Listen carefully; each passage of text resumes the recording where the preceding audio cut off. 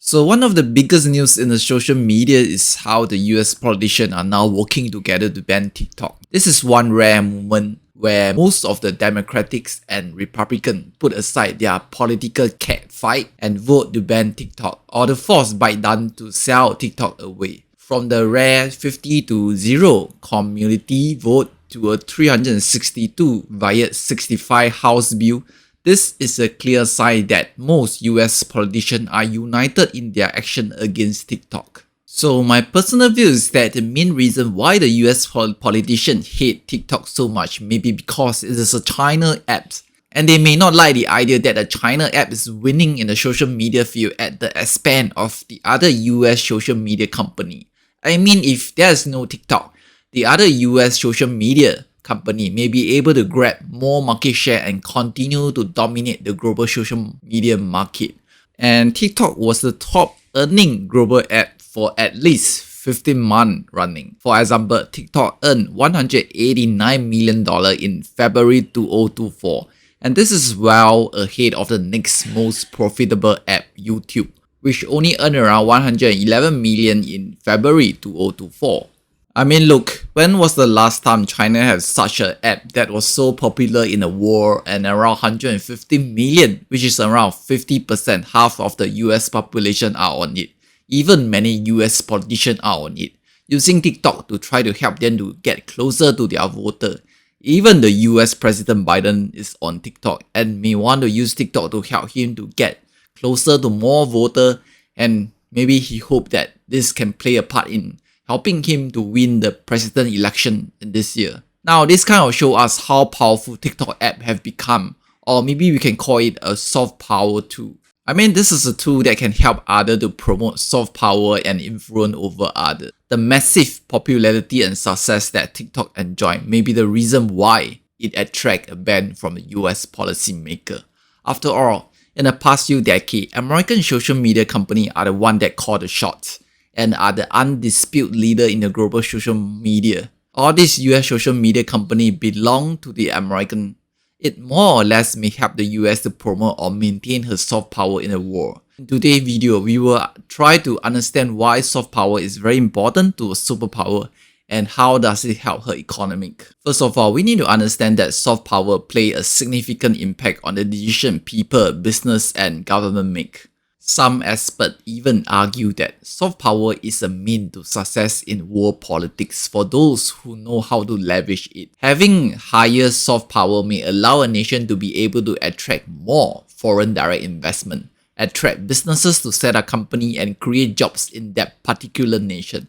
Investors may also want to set a company in that particular nation so that they enjoy a brand premium when they list their product or service is made in that particular nation. For example, most people may kind of feel that products made in Japan or Germany or even the US is much more quality, and hence this company may be able to sell their product at a higher price or to attract more sales.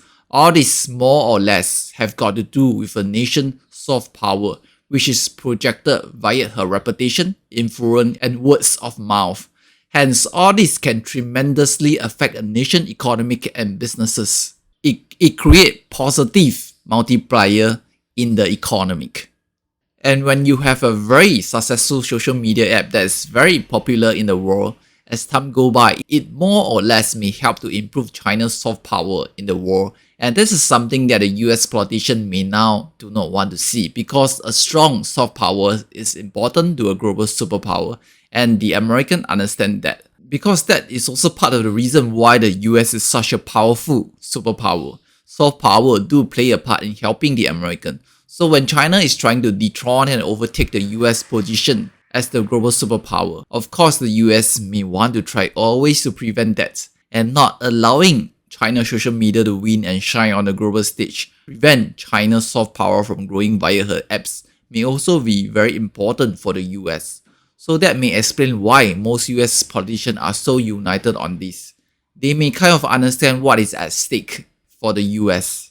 But if you take a closer look, what the US is doing is very contradicting. US is a, so-called the leader for the global free world, and the American promote free speech. Doing something that ban a company or try to force them to sell is something like against the US value system.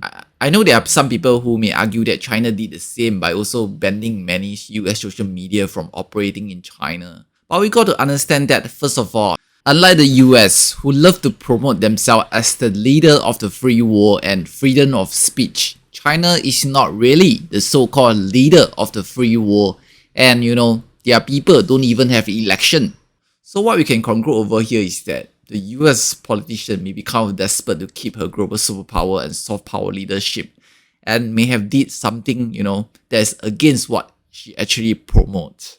Moreover, we need to understand that for China, she did want to allow this US social media company to operate in China, but on the condition that China user data will be stored in China. But somehow, this US social media company refused to give in to this request.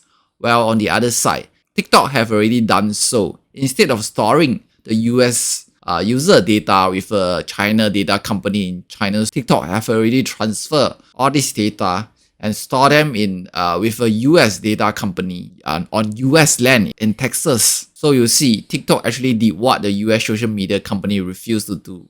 They agreed to store US user data in the US, but most US social media company refused to store China user data on China land. And that may explain why China refused to allow them to operate in China. So back to how soft power affects a strong nation brand and economic. There's something about soft power that most of us overlook, but politicians understand.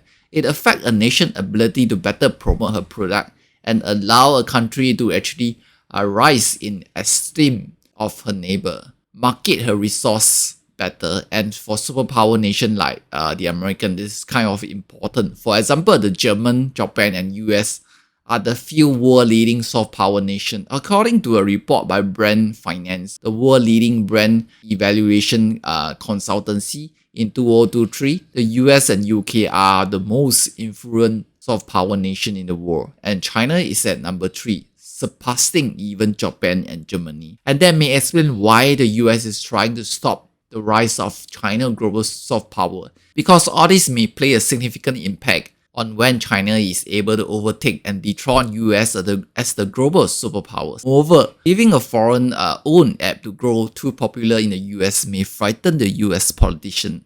It may be harder for them to actually try to influence and control the kind of content on the app, or to actually control the kind of information that they may prefer their people to see and not to see. We need to understand that information and news play a very significant role in helping humans to form opinion and perspective. So when TikTok management recently asked many US TikTok users to call their US representative to try to stop the US government to ban TikTok or try to force ByteDance to sell TikTok, and a lot of them did so, it may have shocked the US politician and hardened their stand to force ByteDance to sell TikTok or face a ban, because it seems that things can go beyond their control if TikTok have a powerful influence on a user. So my view is that even ByteDance refuse to sell TikTok, then there may be a high chance that the US politician may go ahead with the ban. At the end of the day, the other US social media company will benefit if one strong competitor left the